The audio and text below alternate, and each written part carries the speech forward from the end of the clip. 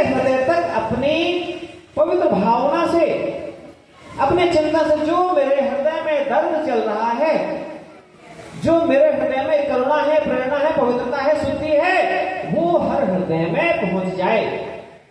जब भगवान बारिश करते हैं तो क्या उनके मन में ऐसा रहता है कि तुमने हमारी पूजा नहीं की तो तुम्हारे खेत में वर्षा नहीं करेंगे? तो जो लोग ध्यान से सुन रहे हैं, जो ध्यान से नहीं भी सुन रहे हैं, जो आए हैं, जो नहीं भी आए हैं, ये आवाज लगभग वहां तक तो पहुंचेगी। लेकिन अगर आप सचमुच हृदय से इस बात को सुनेंगे तो आपको लगेगा कि आज से मुझे कोई एक संकल्प लेना पड़ेगा। कटनी से आए हुए त्यागी महाराज जी की बात अगर एक एक बात किसी को 1 घंटे 2 घंटे में हो सकता है पूरी बात सुनाई न दे, समझ में ना आए, कोई बहुत बड़ी बात नहीं है। लेकिन अगर किसी बच्चे को, किसी माँ को, किसी देवता गण को अगर कोई एक बात समझ में आती है कि त्यागी जी ये वाली बात मुझे बहुत अच्छी लगी है, उस बात को अपने जीवन में उतार करके और निरंतर उसके साथ जुड़ जाएं।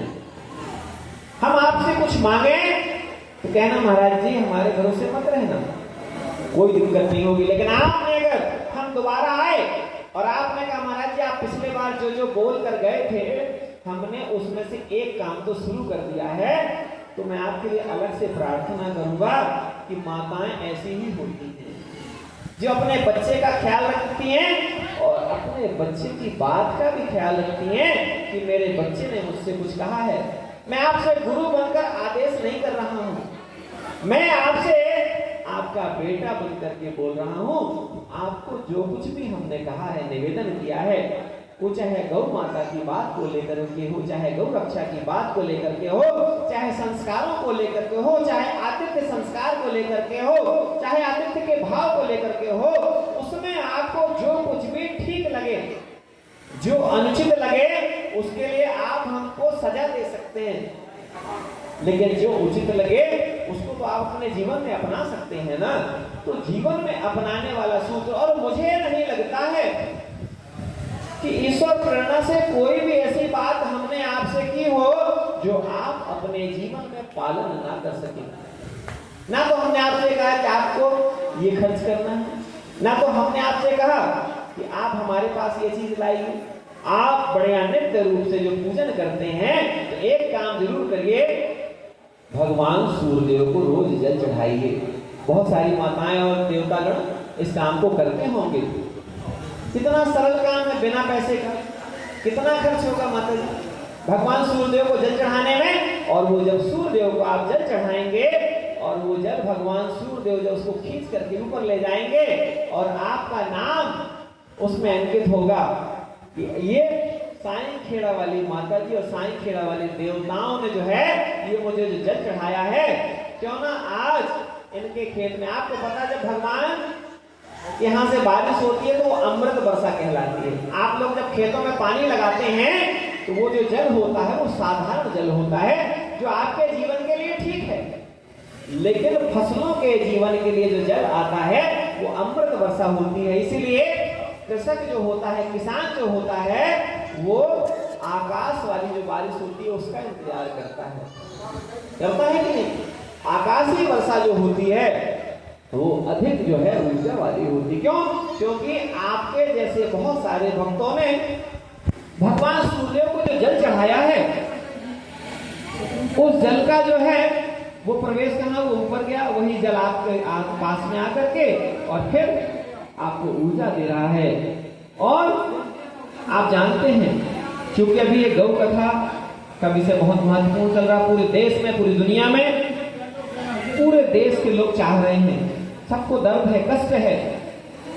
और आपको भी कष्ट होता होगा जब आप लोग निकलते हैं सुबह शाम, आप लोग मॉर्निंग वॉक में भी जाते होंगे, ठीक है ना? कुछ लोग शाम को निकलते हैं, कुछ लोग अपने कार से निकलते हैं, कुछ लोग अपनी साइकिल से निकलते हैं, अलग अलग लोग।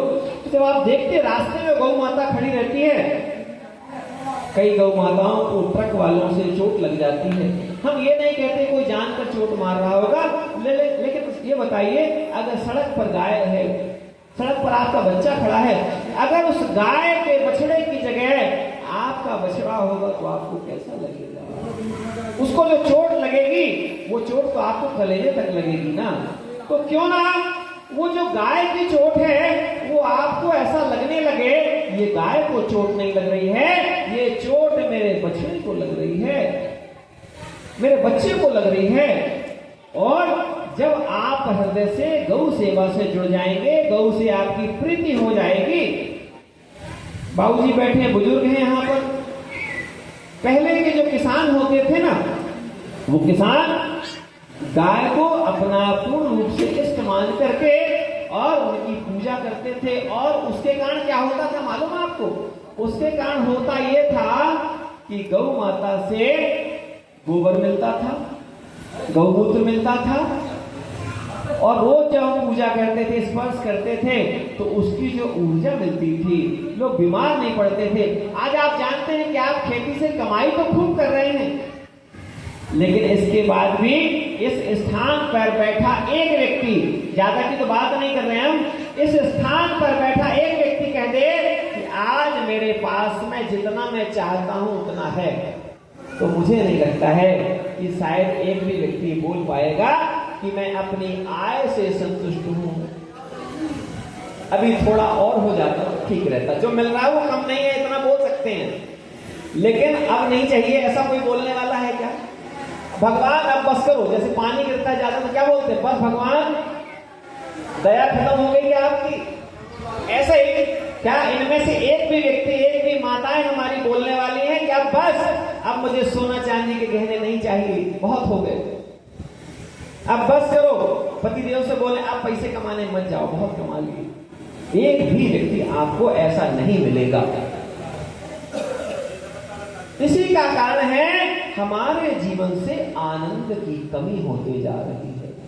किसान पहले जितना उगाता था जिस खेत में, आज उससे 10 गुना ज्यादा उग रहा है, हो रहा है, लेकिन इसके बाद भी कमी है। मतलब हमारी आवश्यकताओं ने, हमारी जरूरतों ने हमको इतना भयंकर गुलाम बना रखा है। हम आज ही बात कर रहे थे, बोलना नहीं चाहिए लेकिन एक छोटा सा अनुभव आज का ही है। हम ट्रेन से उतरे रात में 2:40 पर। अनुराग जी से बात हुई, अनुराग जी ने कहा महाराज जी ऑटो बुक कर लीजिए, वो ऑटो वाले से मेरी बात करा लीजिए। अनुराग जी पैसा देने के लिए तैयार थे, 400 रुपये। हमने कहा भैया हम 1 घंटे और बैठ लेंगे, हम 400 रुपये नहीं देंगे। किसका पैसा लग रहा था? अनुराग जी का। किसका पैसा लग रहा था? आप लोगों का। हम 60 रुपये में आए, हमको 1.5 से 2 घंटे इंतजार करना पड़ा। हमको भी तो आराम चाहिए ना। हमको लगता कि हमको तो बढ़िया, क्या दिक्कत, जाके प्रवचन ही तो करना है। नहीं, हमको प्रवचन नहीं करना, हमको प्रवचनों को जीना पड़ेगा। जब तक हम प्रवचनों को जिएंगे नहीं, आज परिवर्तन नहीं होने का मात्र और मात्र एक ही कारण है। माता जी और देवता आपसे निवेदन करते हैं, हम लोग बोल तो देते हैं, हम लोग उस पर चलते नहीं हैं। आप विद्वान लोग बैठे हैं, आपको पता है, आप अपने बच्चे से क्या कहते हैं कि जाओ बाहर, अंकल जी आए, उनसे बोल दो अभी पापा जी सो रहे हैं। तो कई बार तो ऐसा हो गया, हंसी की बात भी है, कि बच्चे ने जाके बोल दिया कि पापा जी बोले हैं कि बता दो कि सो रहे हैं। ठीक है, कई बार ऐसा हो गया कि पापा जी ने कहा है बता दो बाहर गए हैं। तो ये बात सुनने में थोड़ा छोटी लग सकती है, लेकिन ये उस बच्चे के दिमाग में बैठ जाती है। आज पहले गांव में वृद्धाश्रम नहीं होते थे, बहुत दूर दूर तक कभी सुना जाता था कि कोई एक आदमी वृद्धाश्रम होते थे। आज माता पिता को, बुजुर्गों को डर लगने लगा है। अगर हम बच्चे को देते हैं वो ठीक है, नहीं देते वो ठीक है, वो बड़ी दुविधा में है। और इसका मात्र और मात्र कारण है अच्छे संस्कारों को हम परोस नहीं पा रहे हैं। बच्चे ने कोई चीज मांगी, बच्चे ने मांगा है तो हमको देना चाहिए, बात बहुत अच्छी है, लेकिन हर जिद की पूर्ति करना अच्छा नहीं है। आवश्यकताओं को, भाई उसने भोजन मांगा, आप उसको भोजन कराओ, आप उसकी जरूरतों को पूरा करें, लेकिन उसकी फालतू की आवश्यकताओं पर आपको अंकुश लगाना पड़ेगा। अंकुश कैसे लगाना पड़ेगा? जैसे आप कोई अच्छी चीज थाल में रखी होती है, शुगर के मरीज को जब देते हैं सामने मिठाई, तो वो 2 पीस उठाता है व्यक्ति, और उसके परिवार के लोग कहते हैं आपको नहीं खाना है। ऐसे अंकुश लगाना पड़ेगा। और जब आप ऐसा अंकुश लगाते हैं, जब आप गाय की सुरक्षा पर, देश की सुरक्षा पर, बच्चों के संस्कारों पर जब आप ऐसा अंकुश लगाते हैं, तब कहीं जाकर के आपका गांव, आज देखिए धूनी वाले दादाजी के नाम से आपको गांव, आपके गांव को बड़ा सम्मान मिलता है। आप एक बात भी विचार करिए कि आपका ऐसा कौन सा काम है जिसके कारण आपको सम्मान मिले। धूनी वाले दादाजी कर गए, आपने क्या किया? सिर्फ धूने वाले दादाजी की धूनी में जाकर आपने धूनी लगा दी, एक और नारियल डाल दिया। आप स्वयं से पूछिए कि आपके कारण साईं खेड़ा को क्या सम्मान मिल रहा है। आज भार्गव जी ने अपनी संतान को अच्छे संस्कार दिए, तो वो बढ़िया गौ माता के लिए ही सही एक अच्छे काम में लगे हुए हैं, तो पिताजी का भी सम्मान हो रहा है। इन्होंने कहा कि हम आज माइक में बोले, वो भी त्यागी जी कारण बोलना पड़ा, ठीक है ना, इन्हें दोस्त भी दे दी और जिम्मेदारी भी दे दी, ठीक है। तो निश्चित रूप से आप विचार करिए, अगर हम यहाँ पर आए हैं तो हमारे कारण प्रत्येक व्यक्ति को कुछ ना कुछ प्रेरणा तो मिलनी ही चाहिए। हमारे कारण हमारी वाणी से किसी को कष्ट ना हो, ये भी हमारा प्रयास रहे। लेकिन आपको कुछ ऐसी बात बताते हैं जो आपको मालूम है, बस हम थोड़ा स्मरण कराते हैं। हम बहुत ज्ञानी नहीं हैं, हमसे कुछ आता जाता नहीं है, हम तो बस हमारे जो हृदय में दर्द है उसको बताने का प्रयास करते हैं। आपने रामायण पढ़ी होगी, तो रामायण में कुछ हमको मूल बातें हैं जो बहुत अच्छी लगती हैं, बहुत प्रेरणादायक लगती हैं, जिससे प्रेरणा मिलती है। अच्छा बताइए, सबरी माता के पास में बैंक अकाउंट में कितना पैसा रहा होगा? सबरी माता के पास राम जी आए थे, सबरी माता के अकाउंट में कितना पैसा रहा होगा राम जी को प्रभावित करने के लिए? कुछ नहीं, ठीक। अच्छा, राम जी 14 साल के लिए गए थे, तो कितने एटीएम लेके गए थे अपने साथ? कौन कौन से बैंक के एटीएम थे? कौन से कॉलेज की, स्कूल की डिग्री थी? ये सवाल सामान्य ना लगे किसी को। एक व्यक्ति 14 वर्ष के लिए बाहर निकल रहा। आप जब कहीं जाते हैं, भोपाल जाते हैं, तो जितने एटीएम सब रख लेते हैं, एक सूटकेस की जगह 2 सूटकेस आप रख लेते हैं। सबरी माता के पास में किसी तरह का कोई धन नहीं है। सबरी माता के पास में जो धन है वो उनका धन है समर्पण और पवित्रता। राम जी को पैदल आना पड़ा सबरी माता के पास में, आना पड़ा। हमारे विद्वानों ने बताया कि सबरी माता ने राम जी को अपनी पवित्रता से, अपनी भक्ति से, हमने शुरू में ही निवेदन किया कि आप लोगों की तपस्या ने यहां पर एक पवित्र कार्यक्रम को करने का संकल्प लिया। साईं खेड़ा में संख्या बहुत है, लेकिन इतने लोग ही क्यों सत्संग का लाभ ले पा रहे हैं? आप जानते हैं इस बात को? ये आपकी पवित्र तपस्या है, बिल्कुल सबरी माता की ही तरह है। सबरी माता को कोई सम्मान नहीं चाहिए, ठीक है। सबरी माता को, भगवान राम को हमने पूजन कर लिया, राम जी को भी उतना ही आनंद मिला जितना सबरी माता को मिला, एक दूसरे के दर्शन से।